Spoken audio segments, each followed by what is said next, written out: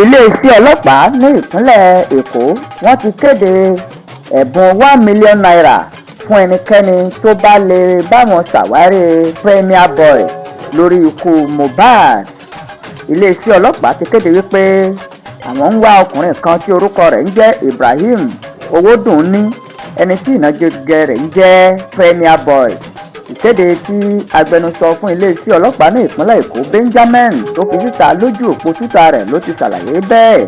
Àtẹ̀jáde náà ní ìkéde Premier Boy gẹ́gẹ́ bí ẹni tí àwọn ọlọ́pàá tí wọ́n ń wá wípé ó lọ́wọ́ nínú ìṣekúpa gbajúgbajà olórin tàkasúfèé ní Ìlérí Olúwa Àlọ́bà tí ọ̀pọ̀ ènìyàn mọ̀ sí Muybad.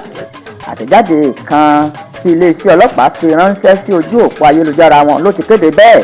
Nínú àtẹ̀jáde ọ̀hún ní iléeṣẹ́ ọlọ́pàá ni wọ́n ti ṣe àwòrán Premier Boy sí ojú òpó ayélujára tí wọ́n sì kọ sí nídìí wípé àwọn ń wá ọkùnrin ọ̀hún wípé ó ní ẹjọ́ jẹ́ ní àgọ́ àwọn. Àtẹ̀jáde náà fi kún wípé iléeṣẹ́ ọlọ́pàá ti ránṣẹ́ pé Premier Boy ní àìmọye ìgbà láti wá yọjú sí wọn kó lè sọ tẹnu rẹ̀ lórí ikú Muybad, àmọ́ ó kọ̀ láti yọjú. Iléeṣẹ́ ọlọ́pàá ní ìdí rèé tí àwọn fi kéde rẹ̀ gẹ́gẹ́ bí ẹni tí àwọn ń wá. Àtẹ̀jáde náà tẹ̀síwájú wípé ìkéde 1 million naira náà sì tún kún pẹ̀lú yóò jẹ́ ẹ̀bùn gbà má bínú fún ẹnikẹ́ni tó bá lè báwọn ṣàwárí rẹ̀ tàbí tó lè sọ bí àwọn ti lè mú afurasí ọ̀hún. Wọ́n ní onítọ̀hún yóò gba 1 million naira fún ẹni tó bá mọ ibi tó sá pamọ́ sí. Premier Boy jẹ́ ọkùnrin tó ga níwọ̀n ẹsẹ̀ bàtà 1.64, ó dúdú tó sì ní ìlà kọ̀ọ̀kan lójú, ó sì jẹ́ ọmọ bíbí ilẹ̀ Yorùbá.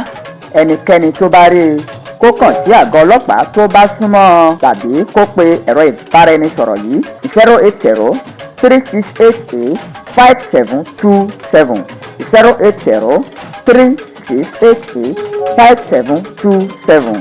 Bákan náà ni kọmíṣánná ìpínlẹ̀ Èkó Ìdòwú Ọmọwùwá ó kéde ẹ̀bùn owó mílíọ̀nù náírà kan gẹ́gẹ́ bí ẹ̀bùn má bínú fún ẹnikẹ́ni tó bá bá wa rí Premier Boy.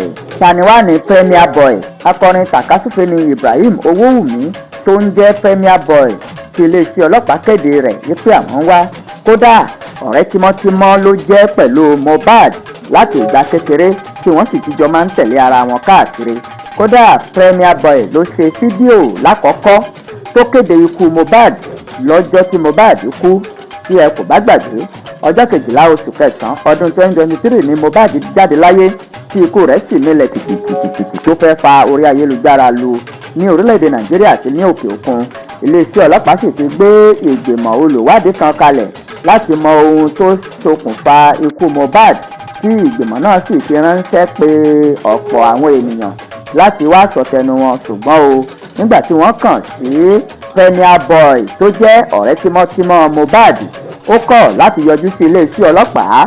Nínú fídíò tí ó kọ́kọ́ ṣe nígbà tí Muybad kú, òun lẹni àkọ́kọ́ tó jẹ́ kòríkòsùn tó sì kọ́kọ́ kéde ikú Muybad, ṣùgbọ́n báyìí ó kọ̀ láti yọjú sí iléeṣẹ́ ọlọ́pàá. Tẹ́ ẹ bá bá wa rí ẹ̀bùn 1 million naira ó ti ń dúró dè yín.